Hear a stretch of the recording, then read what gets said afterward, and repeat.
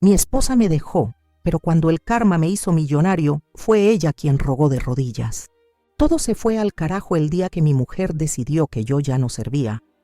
Cuando la mujer que juró amarme en la salud y en la enfermedad, me dio la espalda porque preferí cuidar a mi viejo moribundo en vez de seguir alimentando sus caprichos. Sentí que el mundo se me venía encima. Pensé que había perdido todo. Pero el destino, ese loco impredecible, tenía preparada una venganza que ni en mis mejores sueños podría haber imaginado. ¿Alguna vez te ha pasado que te pisan como una colilla y justo cuando crees que ya no puedes más la vida, te suelta un regalo tan grande que ni sabes si reír o llorar? Pues eso me pasó a mí.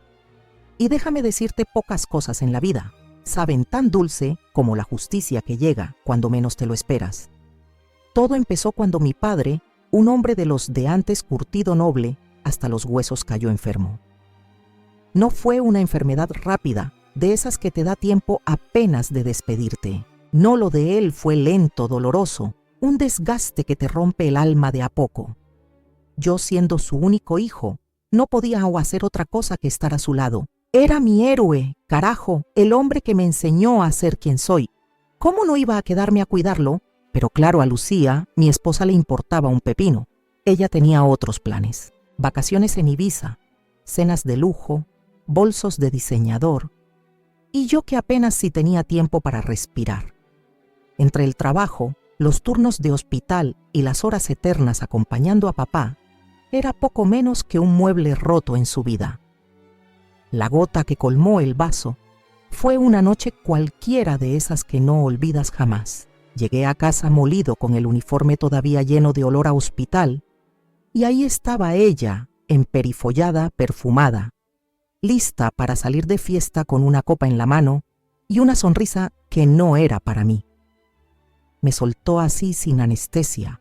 Juan, no puedo seguir así. Me voy. No quiero cargar con un hombre que se mata por un viejo que ni te va a dejar nada. Tú sabes lo que se siente escuchar eso. Como si te arrancaran el alma a mordiscos. Me quedé ahí parado, viendo cómo se largaba taconeando sobre los restos de nuestra vida juntos, sin siquiera voltear la cara. Y ahí fue cuando supe que había perdido algo más que una esposa esa noche. Perdí una parte de mí mismo. Pero ojo, que esto no es una historia triste. No, amigo, esta es la historia de cómo a veces perderlo todo es el primer paso para ganarlo todo. Porque lo que Lucía no sabía, lo que nadie en realidad sabía, era que la vida estaba por darme la sorpresa más brutal de todas. Una sorpresa que cambiaría mi historia, la de mis hijos, y sí, la de ella también. Así que si alguna vez pensaste que ser bueno no sirve de nada, o que la lealtad y el amor verdadero son para tontos, quédate, porque te voy a demostrar que a veces, solo a veces, el universo se encarga de repartir las cartas como debe. Listo para ver cómo se voltea la tortilla. Antes de que todo se fuera al garete, mi vida era bastante sencilla y no me quejaba. Yo soy Juan, un tipo de Madrid que siempre creyó en hacer las cosas bien, trabajar duro, cuidar de los suyos y tratar de construir algo que valiera la pena. Desde que era crío, mi viejo me enseñó que la familia es lo primero, que cuando la tormenta arrecia, los que realmente importan son los que están en tu mesa, los que no te sueltan la mano, aunque el mundo se esté cayendo a pedazos. Y yo me lo creí. Vaya si me lo creí.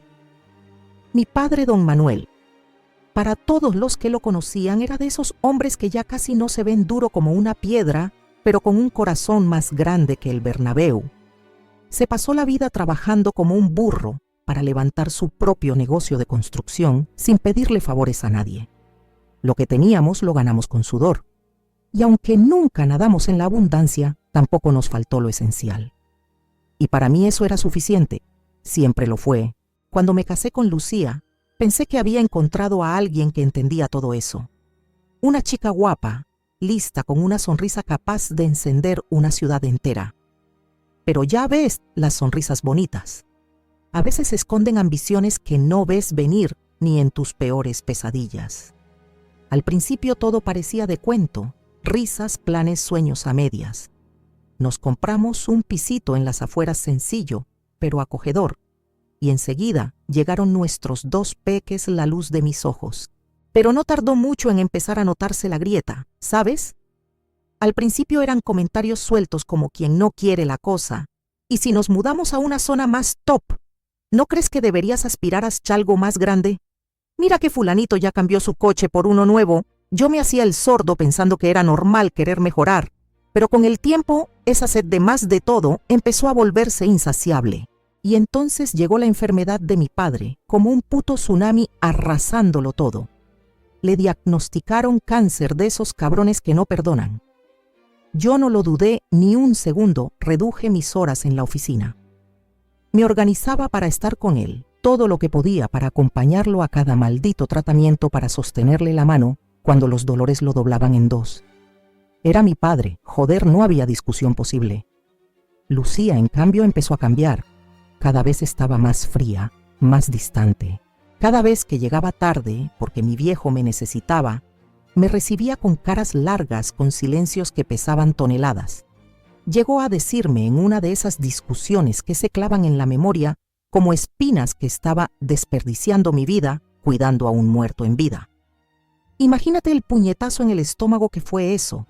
Mis días se convirtieron en una maratón de locos madrugar, para preparar a los críos correr al hospital, volver a casa para enfrentarme a una esposa que ya casi ni me miraba.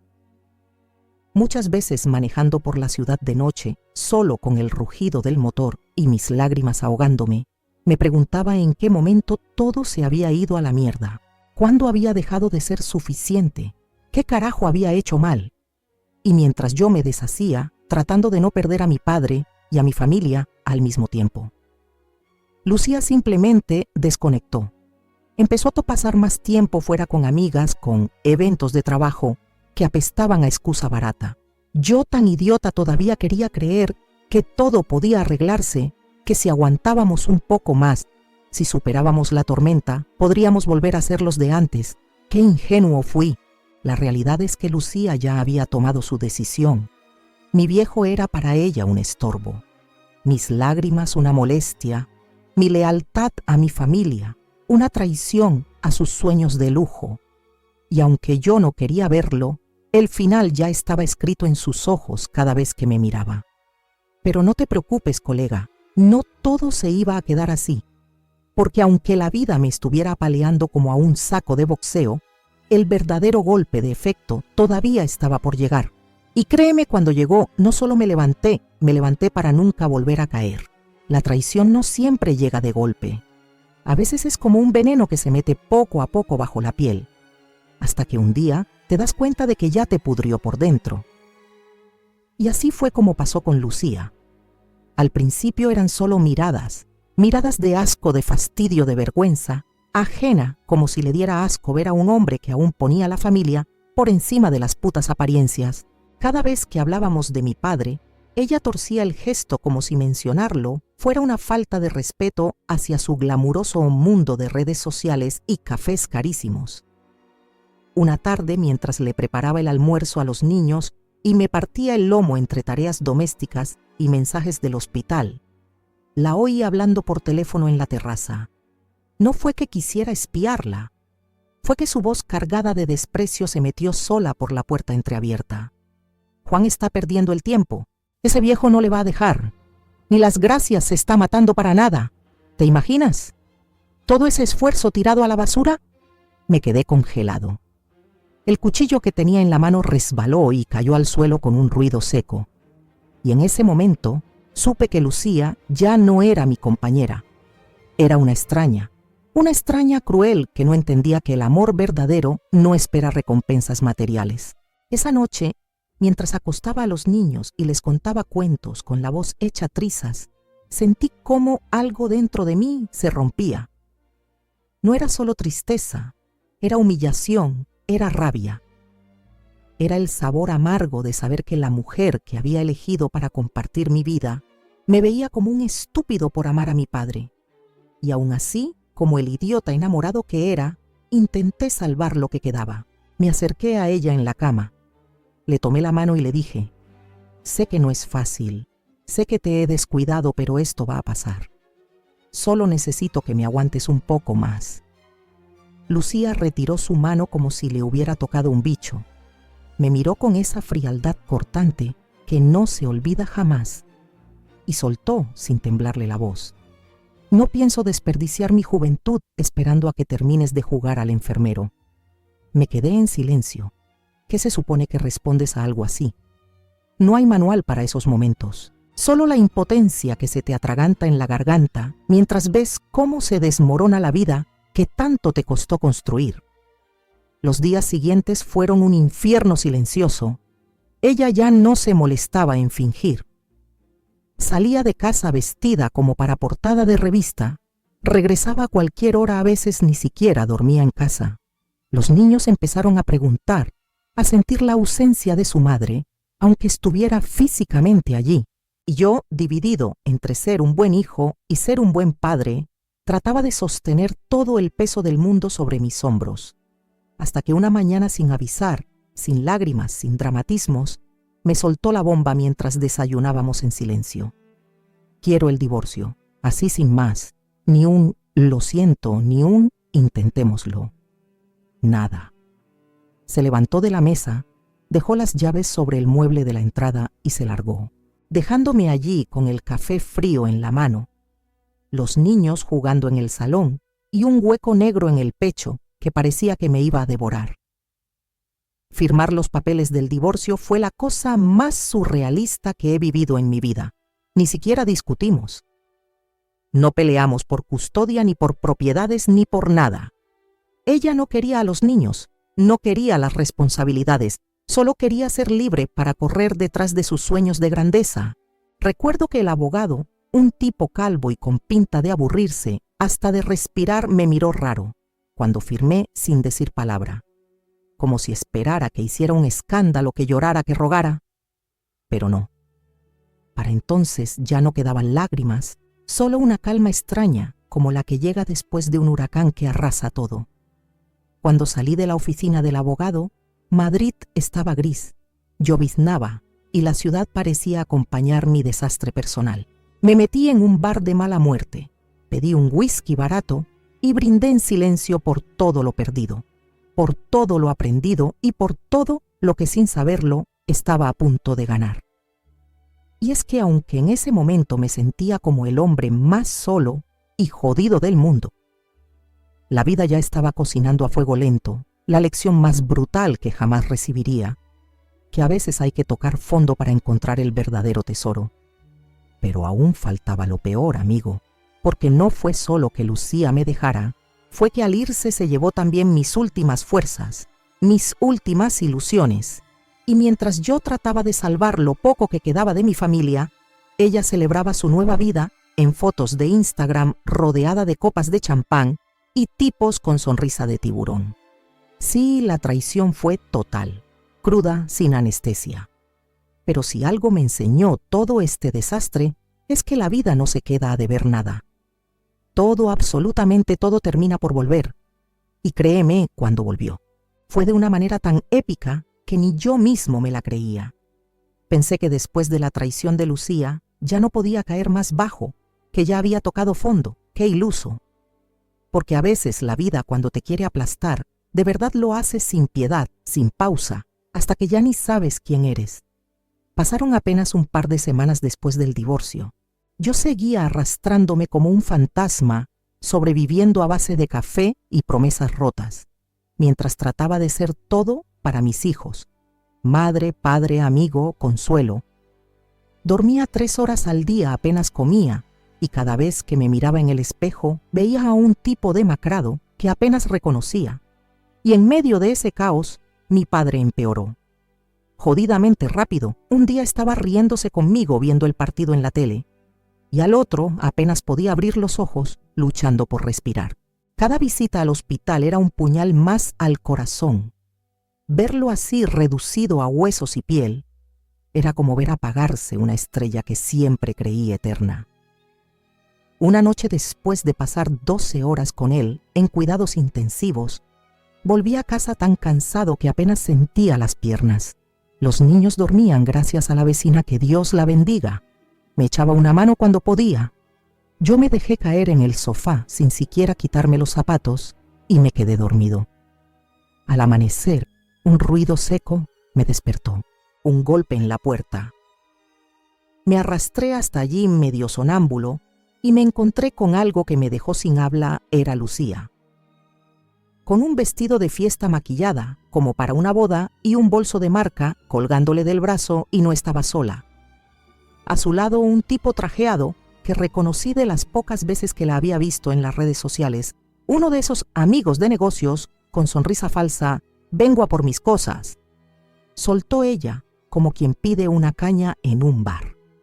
No entendía nada. A por sus cosas. Ahora, a las 7 de la mañana, me aparté sin decir palabra. Que se llevara todo, joder, que se llevara hasta los cojines si quería. Yo ya no tenía fuerzas para pelear ni por un tenedor. La vi entrar como si nada, revolviendo en los cajones, escogiendo ropa, perfumes, joyas. Ni siquiera miraba a los niños dormidos en el sofá. Sus propios hijos, para ella, parecían muebles más del salón. Y el tipo que venía con ella sonreía. Una sonrisa de esas que te dan ganas de romperle la cara, como si ya hubiera ganado, como si me estuvieran rematando en el suelo. Fue entonces cuando me di cuenta. No era solo que Lucía me hubiera dejado, no era solo que hubiera destruido nuestra familia, era que ahora venía a saquear los restos de mi vida, a pisotear todo lo que habíamos construido juntos. Sin remordimientos, sin vergüenza, sin alma, se llevaron lo que quisieron. Ni siquiera tuve fuerzas para discutir. Cerré la puerta tras ellos con un portazo seco y me quedé de pie solo mirando el vacío. Esa mañana, mientras preparaba el desayuno para los peques, con las manos temblorosas, sonó el teléfono del hospital. «Juan, será mejor que vengas cuanto antes». No hizo falta decir más. Corrí como un loco por las calles de Madrid, sin pensar, sin sentir. Llegué al hospital hecho polvo, atravesando pasillos interminables, hasta llegar a la habitación de mi padre. Estaba pálido, casi transparente, pero cuando me vio, sonrió. Esa sonrisa que siempre había tenido, la que decía, todo va a estar bien, incluso cuando todo se estaba desmoronando. Me senté a su lado, le tomé la mano, y durante un rato no hicimos más que mirarnos sin palabras, porque ya todo estaba dicho. Susurró algo apenas audible. «Estoy orgulloso de ti, hijo». Y entonces simplemente se fue, así en silencio como un suspiro que se apaga en el viento. Me quedé ahí, agarrando su mano fría, llorando en silencio, mientras el mundo se deshacía a mi alrededor. No sé cuánto tiempo pasó. Horas, días, no importa. Solo sé que cuando finalmente me obligaron a soltarlo, sentí que había perdido no solo a mi padre, sino también mi ancla, mi brújula, todo lo que daba sentido a mi existencia. Volví a casa roto. Los niños se me colgaron del cuello, llorando sin entender demasiado. Yo no tenía palabras, solo abrazos, solo lágrimas. Esa noche, mientras velaba en soledad, prometí algo. Le prometí a mi viejo que aunque el dolor me estuviera matando, no iba a dejar que su esfuerzo se fuera al carajo. Que iba a cuidar de sus nietos, de su legado, de todo lo que él había construido con tanto sacrificio. Porque aunque ahora parecía que la vida me había derrotado, en el fondo, algo dentro de mí se negó a rendirse. Y sin saberlo, estaba a punto de descubrir que mi padre, incluso en su último acto de amor, había preparado para mí el giro más inesperado de todos. Cuando uno pierde a su viejo, siente que el mundo entero se vuelve un lugar más frío, más jodido. Esa primera semana después del funeral fue como caminar por un desierto sin brújula, con el viento en contra y los pies descalzos. No había consuelo que sirviera, no había palabras que curaran. Y sin embargo, en medio de todo ese dolor, algo raro empezó a pasar. Era como si de a poquito el aire en casa se hiciera más ligero.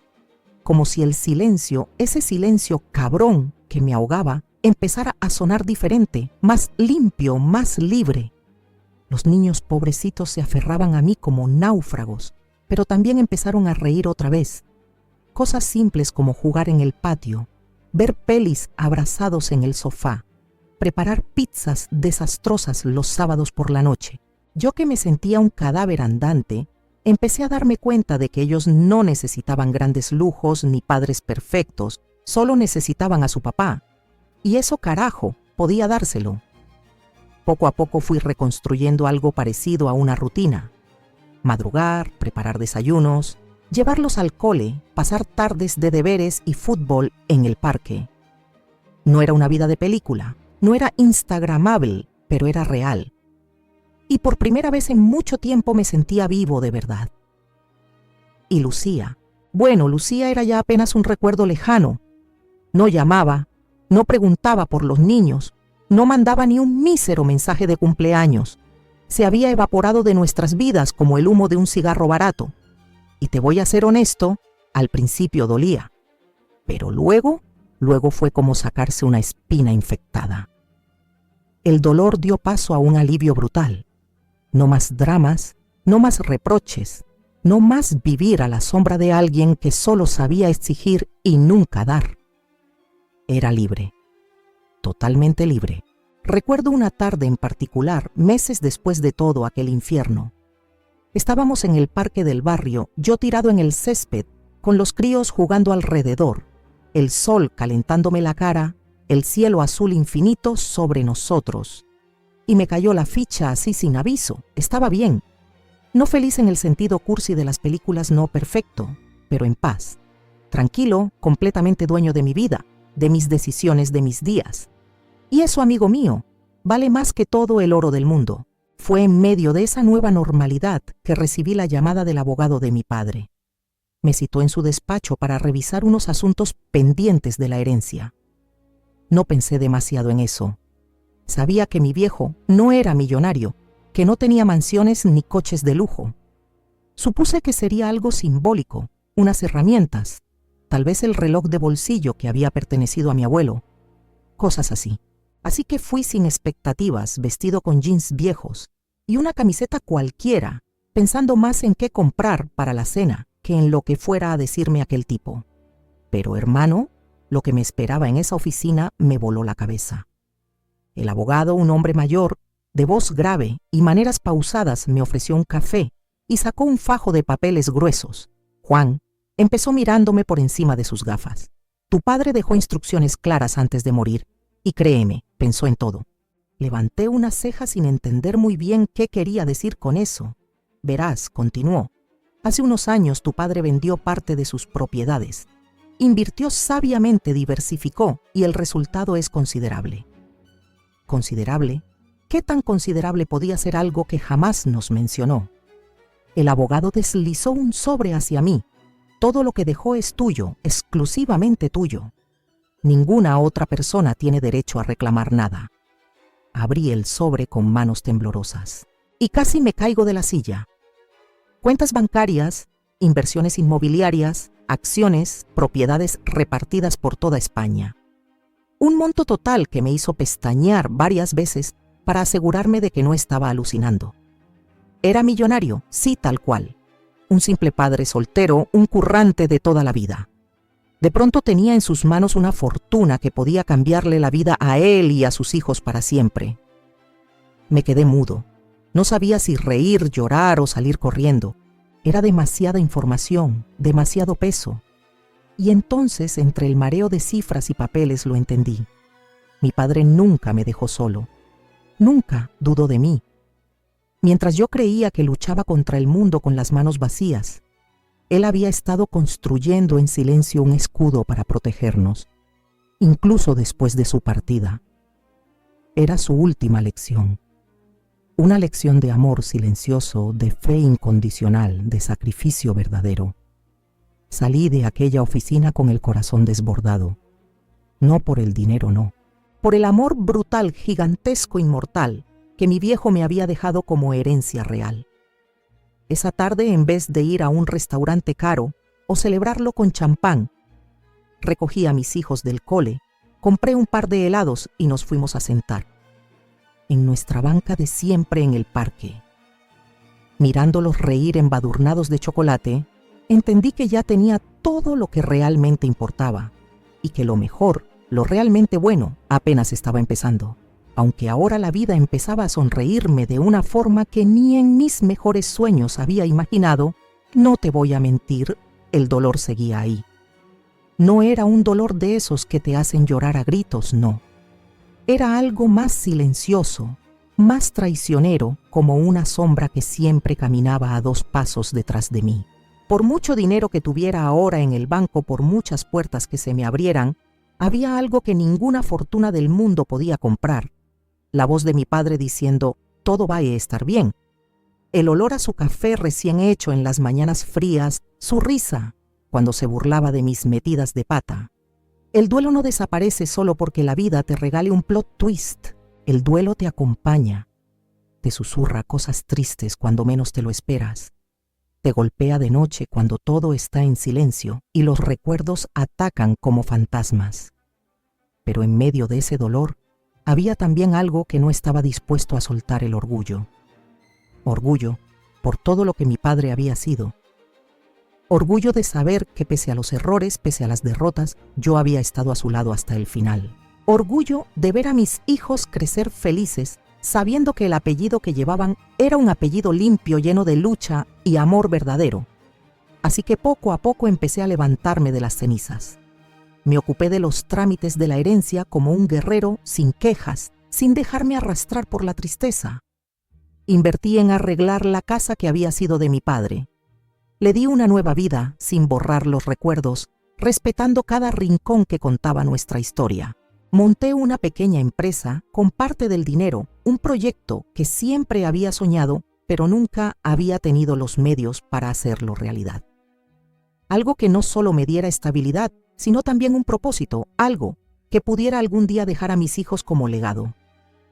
No era el empresario típico de traje y corbata, seguía siendo Juan, el del barrio, el que saludaba a todo el mundo, el que jugaba al fútbol los domingos con los críos y se manchaba de barro sin importarle nada. Y te digo algo, colega, nunca me había sentido más rico en mi puta vida. Por dentro, cada logro, cada pasito que daba se lo dedicaba a él. Cada sonrisa de mis hijos, cada noche que me dormía cansado, pero en paz, era un homenaje silencioso al hombre que me enseñó todo sin necesidad de palabras rimbombantes, porque sí dolía. Dolía cada vez que agarraba el móvil para llamarlo y recordaba que ya no estaba. Dolía cada vez que los niños hacían algo increíble y pensaba, qué orgulloso estaría el abuelo. Dolía cuando llegaba su cumpleaños y no podía darle ese abrazo fuerte que tanto necesitaba. Pero entre tanto dolor había una certeza inquebrantable. Mi viejo no se había ido del todo. Estaba en mí. En cada decisión honesta, en cada acto de amor, en cada vez que, aunque fuera difícil, elegía hacer lo correcto. La tristeza nunca desaparece del todo y tampoco quiero que lo haga. Es un recordatorio de cuánto amé y fui amado, pero tampoco me define. Porque gracias a ese amor, gracias a ese dolor, también nacieron el coraje, la determinación y la fuerza para construir una vida que realmente vale la pena vivir.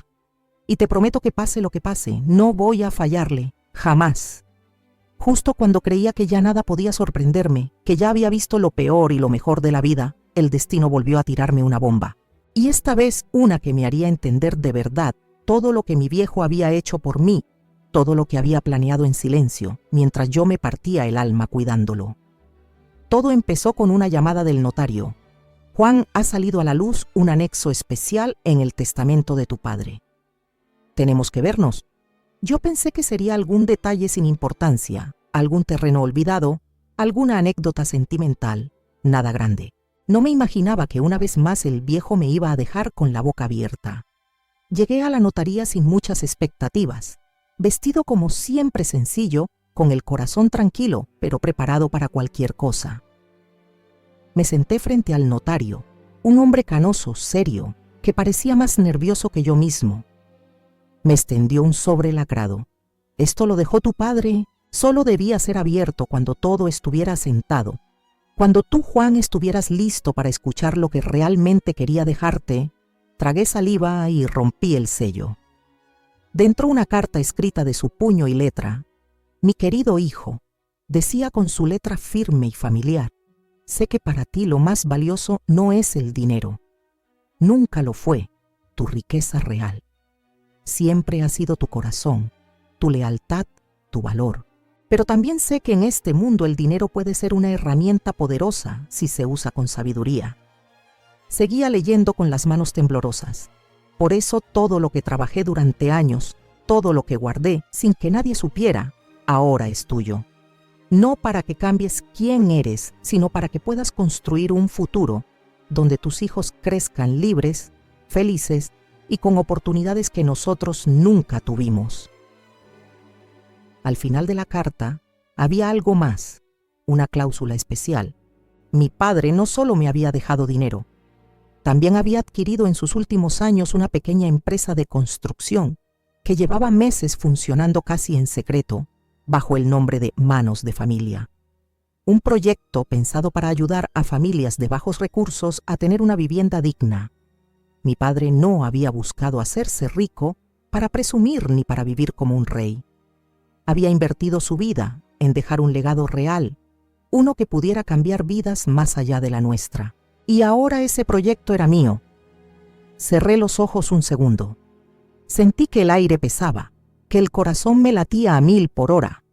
No era solo un regalo, era una responsabilidad enorme. Era la prueba definitiva de su confianza en mí. Salí de la notaría con la carta apretada contra el pecho. Caminé por las calles de Madrid sin rumbo, dejando que el viento me despeinara, que el ruido de la ciudad me recordara que estaba vivo, que todo tenía sentido de nuevo. Ese día entendí que mi historia no terminaba en el dolor ni en la traición, ni siquiera en la fortuna. Mi verdadera historia apenas estaba empezando, y ahora tenía una misión que me ataba al recuerdo más hermoso de mi vida. Honrar a mi padre, no solo con palabras, sino con acciones, porque él nunca dejó de creer en mí. Ni siquiera cuando yo mismo había dejado de hacerlo. Pensaba que después de todo lo vivido, después de haber enterrado el pasado, ya nada ni nadie podría volver a tocarme los cojones, que había cerrado esa puerta para siempre con candado soldadura y 3 metros de cemento encima, pero no. Porque cuando menos te lo esperas, los fantasmas vuelven, y a veces con la cara bien lavada. Era un sábado por la mañana, uno de esos días tranquilos en que los niños correteaban por el jardín y yo arreglaba tonterías en la casa. El sol brillaba, todo parecía en orden, hasta que sonó el timbre. Me acerqué limpiándome las manos en el pantalón sin sospechar nada raro. Y ahí estaba ella, Lucía, parada frente a la puerta, como si el tiempo no hubiera pasado, como si nada hubiera pasado. Llevaba un vestido caro, maquillaje perfecto, sonrisa de catálogo, pero los ojos no mentían. Esos ojos no eran de amor ni de arrepentimiento real. Eran ojos de alguien que huele el dinero desde kilómetros. No venía sola, claro. Detrás de ella, como 2 sombras torpes, estaban sus padres. Esos mismos que siempre me miraron por encima del hombro como si yo fuera poca cosa para su princesita. Juan, empezó ella con voz temblorosa, de esas que usan cuando quieren darte pena. Hemos venido a hablar contigo. Los miré un segundo sin moverme, sin invitarles a pasar. Hablar de qué, solté seco como el desierto. Lucía bajó la mirada fingiendo una tristeza que no le salía, ni aunque se esforzara. Cometimos errores, yo cometí errores, suspiró teatralmente. Pero he cambiado. Juan, he recapacitado. Quiero recuperar a mi familia, a ti, a los niños. Me dieron ganas de soltar una carcajada ahí mismo, pero me contuve. La miré en silencio, dejando que siguiera con su show. No es tarde, intervino su madre, esa señora que siempre soñó con ver a su hija viviendo de lujos ajenos. Todos merecemos una segunda oportunidad. Y el padre, un tipo gordo y sudoroso, asentía como un perrito faldero. Todo encajaba. No era amor, no era remordimiento, era el puto dinero. La noticia de mi nueva fortuna ya había corrido como pólvora por todo el barrio, y ahora venían a repartirse un pedazo del pastel que ni ayudaron a hornear. Respiré hondo. ¿De verdad piensas que soy tan imbécil? Les solté, mirándolos directo a los ojos. Lucía abrió la boca para decir algo, pero levanté la mano cortándola en seco. ¿Te acuerdas de aquella noche, Lucía? Seguí con la voz serena pero llena de veneno. Cuando te largaste, cuando dijiste que cuidar a un viejo enfermo era una pérdida de tiempo. ¿Te acuerdas cómo dejaste a tus hijos tirados por 4 copas y un par de promesas vacías? Ella tragó saliva incómoda. Sus padres miraban al suelo sabiendo que no tenían por dónde escapar. Pues déjame recordártelo, por si lo olvidaste en esta casa, ya no hay lugar para traidores, ni para cazafortunas, ni para farsantes. Di un paso adelante clavándoles la mirada. Ni un euro, Lucía. No vas a tocar ni un maldito euro que mi padre se partió el lomo en construir. Y mucho menos vas a usar a mis hijos como excusa para volver a meterte en nuestras vidas. Lucía, viendo que el plan se le iba a la mierda, cambió de táctica. Si no me ayudas, empezó ahora con tono amenazante. Tendré que recurrir a la justicia. Tengo derechos como madre, puedo pelear por ellos. Me reí. Esta vez no pude evitarlo. Una carcajada rota amarga que la hizo encoger los hombros. Inténtalo. Lucía, a ver cómo le explicas a un juez por qué abandonaste a tus hijos durante años, por qué ni siquiera los llamabas en Navidad, por qué ahora mágicamente te interesa su bienestar, justo cuando su padre es millonario. Ella palideció. Sus padres intentaron intervenir balbuceando excusas absurdas, pero ya era tarde. Tengo todo documentado, añadí, sonriendo de lado. Y créeme, mi abogado está deseando verte hacer el ridículo en un juzgado. Se quedaron ahí congelados, como si recién entendieran que habían perdido antes de empezar. Y entonces simplemente cerré la puerta. No les di más espacio. No merecían ni un segundo más de mi tiempo, ni de mi paz. Apoyé la espalda en la puerta cerrada y solté un suspiro largo. No era rabia lo que sentía, era alivio. Una tranquilidad inmensa de saber que esta vez no había permitido que me volvieran a joder, que había protegido a mis hijos, a mí mismo, a la memoria de mi viejo. Y eso, amigo, eso no tiene precio. No pasó mucho tiempo después de aquella escena en la puerta, para que, como lo había advertido Lucía, intentara su último movimiento desesperado. Me llegó una notificación del juzgado, demanda de custodia compartida, así sin vergüenza, como si años de abandono pudieran borrarse con un simple papel. Pero esta vez yo no era el Juan, ingenuo que una vez dejó que le pisotearan el corazón. Mi abogado, un crack, ya tenía todo listo: registros de ausencia, mensajes ignorados, llamadas no devueltas, informes escolares, donde constaba que nunca fue a reuniones, que jamás se preocupó por la salud ni la educación de los niños. Teníamos un puto dossier que haría que cualquier juez viera la verdad en menos de 5 minutos. El día de la audiencia, ella llegó como siempre impecable, fingiendo pena, con el mismo teatro barato. Pero la ley, por una vez en la vida, estuvo de mi lado.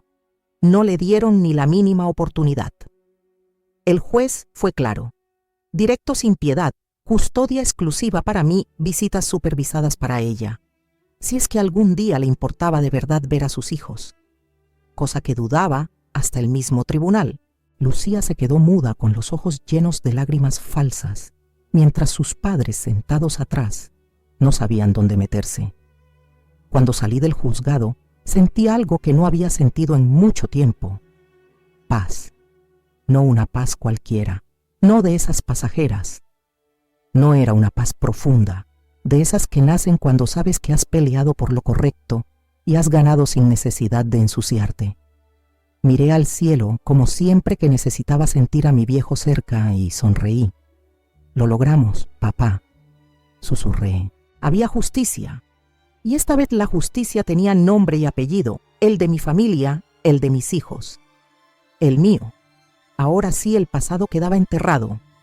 Lucía, sus padres, todo el veneno, todo el dolor, ya no tenían poder sobre mí. Había cerrado ese capítulo de mi vida para siempre. Y amigo, te prometo, no hay libertad más dulce que esa.